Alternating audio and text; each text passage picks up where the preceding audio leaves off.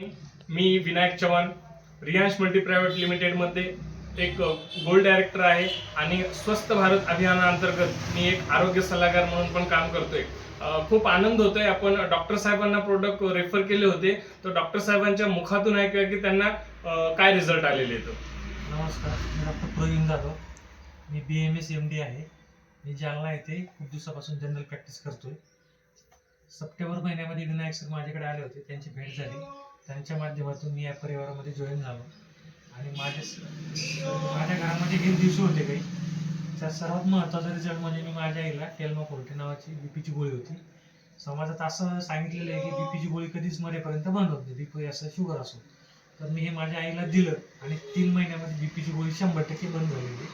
आज गोळी बंद होऊन आणि अमृत ज्यूस अजूनही चालू आहे. 4 महिने झालेत गोळ्या बंद आहेत, कसलाही त्रास नाही आहे.